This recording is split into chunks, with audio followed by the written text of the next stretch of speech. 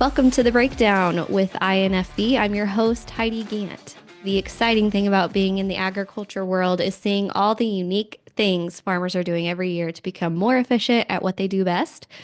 The Farm Bureau Ag Innovation Challenge provides opportunities for Farm Bureau members throughout the country to showcase many of these business innovations being developed for agriculture.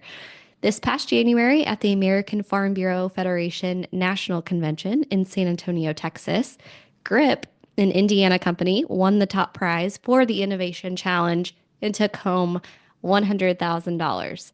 Today we have Gripp co-founder and CEO Tracy Widmeyer, Indiana Farm Bureau member from Marion County, to chat with us about his big win and what's next for them. So welcome, Tracy.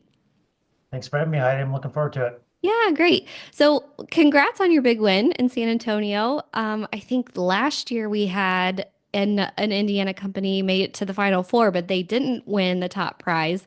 Tell us about how that happened and what your experience was like. Yeah, so the process started back in June of last year. They basically had, the last time I heard is a couple hundred participants. You send them a video pitch, talk about what your business is trying to solve.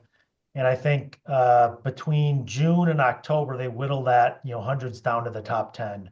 And I think a lot of the criteria, given depressed commodity prices and, folks trying to squeeze out the next, amount of margin they can without, thinking about higher prices all the time.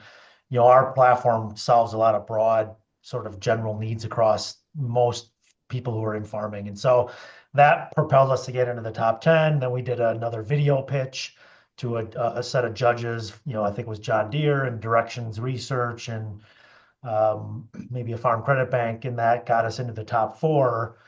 And then they invite you out to San Antonio at their national convention in January. And they one of the great parts of that experience was just the mentors that they introduce you to talk about your pitch and how you want to talk about your business and what's going to resonate and pitch practice. And we've met just an incredible set of people through that process. And then yeah, they bring you on stage. You're in front of a couple hundred people, and you get 3 minutes, no slides, and you turn on the spigot of the emotional pitch and try to see where you land. Have you done something like that before? Like pitching like that? I mean, maybe not necessarily on that like big of an audience level, but Yep. Yeah, I mean, I've done quite a bit of pitching, typically with slides, or either during fundraising or I'm at some other conference and talking about kind of what we do. And it was a unique experience in the fact that like you could bring props on stage, but there was no visuals. And so you yeah. had to captivate people's emotional sort of well-being in that pitch and create a way where they could resonate with your product, which thankfully for us was pretty easy. Yeah, so you talked a little bit about kind of what your product kind of hits the general like big amount of farmers. Let's talk about that. What does Grip do? So we basically do broad-based asset tracking for farmers. So the way we talk about is keeping digital records on anything important to your operation. So there's a lot of, apps out there and platforms that allow you to track the stuff on tires, or you could use a John Deere Ops Center, you could use a DOT app for your semis, and all of a sudden, like farmers are like, I'm not going to bring in 4 or 5 different apps to track very vertical slices of my business. And so what we've done is, I've got a QR code here. We've got stickers, magnets, different sizes. We basically create this bridge from something physical into a digital profile that you build up over time through that QR code. And so anybody can scan it. A lot of farmers don't have history, that's in their mind, or a paper book, or maybe a spreadsheet if you're lucky. And so we enable them to build this digital profile for the stuff that's important to them over time. And what ends up happening is that digital profile looks a lot like a Facebook or a LinkedIn profile. It's got a lot of pictures, it's got conversations, it's got links, it's got documents, it's got all the stuff that you would want to remember about that thing. We just make it possible to collect that stuff very easily for anybody in your operation. The other novelty with Grip in terms of what we're solving is when we talk to farmers, they're basically like, hey, when I talk about what I have to do, what I did do, where is it, who can operate, who can fix it, it's all in text or WhatsApp or personal email. And so we were like, hey, wouldn't it be nice to retain those conversations that you have about your stuff in a place that you can access them to? And Yeah. so we basically have combined asset tracking with the ability to have like a WhatsApp or a threaded text message across every piece of activity on that piece of equipment or asset or whatever it is. So like operations of assets, assets have activity, like a breakdown, a preventative service, or an inspection. Each one of those has a separate conversation with your team that makes it accessible and allows you to recall it and use it for training and all sorts of things, planning, planning better, that type of stuff. Wow, that's awesome. And I'm also thinking, um, when you end up handing the farm down to the next generation too, it'd be nice to kind of have some of that history that maybe you weren't a part of too. Yeah, yeah. I mean, that's actually a huge part. I've been at a lot of conferences the last, kind of 4 to 6 weeks here. And it's not surprising, but it's interesting when you hear the late 50s, 60s, early 70s farmer who's been very successful talk about anxiety, Mm, moving that down to their next generation or finally fully handing it off and letting them operate. And one of the things that they're interested in is what we call this tribal knowledge. So like whether it's parts on the operation, something related to piece of equipment or how business is done, they almost want to be able to memorialize that. And what we've done with Grip is said, hey, why don't you almost create like a little video, almost like a TikTok video around this piece of equipment, talk about how to operate it, how to inspect it, how to maintain it, and then keep those videos on that piece of equipment. And A, for passing it down, but B, like when you hire, because you're turning over maybe 20% of your staff, the first day that new operator comes on, they're watching videos on the 6 or 7 pieces of equipment they're going to maintain and operate. And all of a sudden now I don't have to drive 40 miles to that farm where they're going to work and do it in person. yeah. And so to enable things like that, where it's that intelligence, that tribal knowledge history against the piece of equipment, which is what makes farmers successful. Yeah. Sounds like it hits a lot of those pain points. Yep. So, Tracy, do you come from an ag background? What kind of got you into this? Yeah, so I grew up on a farm in Wisconsin. We did poultry, heifers. We joined my grandpa's dairy farm. He had about 300 head of dairy. And so, I've been around farming my whole life. I did construction during college summers. And I still own lots of equipment today, a couple of backhoes, dump trucks, tractors, you name it. I'm still using those on the property I live on. I do a little bit of forestry and logging. The point is, like, I understand the need because I've got Sharpie hours written on the filters of my skid loader and all the paper books and all that sort of stuff. In terms of how Grip got started, my background, once I graduated college, was really like software companies. I grew up as a software developer, entrepreneurial. I've started a couple of companies. This Grip was the first time I've started something inside of ag.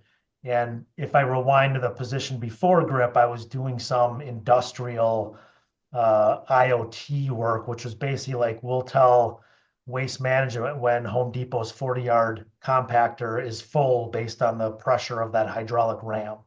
And the point of that is like it was the first time I would put a crescent wrench and a laptop in my bag, put my boots on, and go walk to the customer's site, which was like, putting these transducer pressure testers on hydraulic rams. It was great. And I was like, wow, I really need to do more where I can use my technology background with a blue collar space. And Yeah. so that company was acquired, and I was looking for the next thing to do, and got hooked up with Purdue University, who spins out ideas, in underserved markets in ag. And Grip had just escaped the process, and I was like, hey, I know the problem. I experienced it firsthand, and I've got the technology background to figure out how to solve it. And it was, kind of a match made in heaven for me. I've loved every part of walking the farm, shaking the hands, understanding their operation, and just creating something that doesn't exist that really moves that needle for the farmer. Yeah, so have you actually seen this in action yet? Have you gone out to farms and had people kind of implement this so far? Yeah, yeah, we've probably been on a couple hundred farms since we our commercial launch was March of last year, so we're haven't been in market for almost a year at this point. Right now, we're on about 70 operations. And we have simple month-to-month pricing. It's all on our website. But the interesting thing is nobody's left the platform, even with month-to-month pricing. I could give everybody a reason to say it's not working or I don't want to pay for it or whatever. I'm not using it. And so far, everybody stayed on the platform. And we got operations that are, large apple packers doing $1 billion of apples down to like, mom and dad or father Yeah. son type operations across every major crop type. And so that's been the most rewarding, is being able to hit something across all those different, segments. Has there been a barrier to entry in like age? Have older farmers bought into this idea? I know sometimes tech can be scary to some of our older farmers, but Yeah, we have our oldest operator is mid 70s, and he scans the code and he inputs his notes. And most of the time, what ends up happening is the owner's been looking for something like this for a while, yeah, and he's got the mid 40s, the 30-year-old, the late 20s, and he sort of assigns them as the ambassador of Gripp on their operation. yeah, And thankfully, like because we've modeled a lot of the input mechanisms off of like Facebook and WhatsApp and text, and people of a call it like 45 or 50 and below, they understand how that works. So that's been something interesting for us to see. And then I think the other part is really down to the culture of the operation, because there, think of this like spectrum where you've got folks that have been looking for something like this for a long time. Everybody in the operation cares about the equipment and maintaining it. For them, Grip is like an afterthought. Like they want it, they've been looking for it. And then you have folks on the other end of that, which is like, hey, I don't want to ask my operator to do one more thing because I'm afraid I can't find another operator or enough of them. yeah. And so if I ask them to do one more thing, it's a burden and they're going to go to the farm down the road. And so for those operations, we typically try to, bring in the best practices of some of the larger organizations and, shuffle them through a process where it becomes less friction, less onerous, and we can get them into the place. So very lightweight sort of routines that we set up to add the hours and show people that it's really not difficult, and it's actually lowering the burden of maintaining and that type of thing. So we've seen folks on both ends of that spectrum. Yeah, that's awesome. So what's next for Grip? You've won this big prize. How will that help you kind of in your trajectory moving forward? Yeah, so there's two things we think about. One is just building awareness of what we do. There's so many farmers I talk to, whether it's at a show or if I meet them on the weekend or whatever it is, that they just don't know something like this exists. And so it's just sort of blanketing and meeting farmers, I call it, where they hang out. So whether that's a trade show or an association or the dairy co-op or whatever it ends up being, is partnering with those folks to make people aware of what we do. We've seen, again, adoption across all major segments. Very few times do we see like some non-ag software that people are using. It's paper books, it's whiteboards, that type of stuff. So we'll build awareness.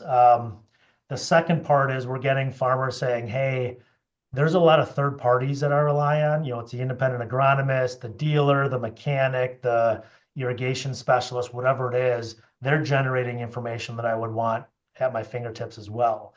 And so we're creating kind of like this network effect where folks can contribute information, even if they don't work for the farm directly, that farmers want to be able to use to access. And so we're starting to put QR codes on something as simple as like short line manufacturers who are creating equipment off the assembly line, right? And so that allows them to preload that tag with all the stuff that the farmer would want available in the manuals, the YouTube Yeah. videos on how to set it up and calibrate, but also a two-way conversation stream between the manufacturer and the owner if they have questions. Equipment's getting a lot more complex these days.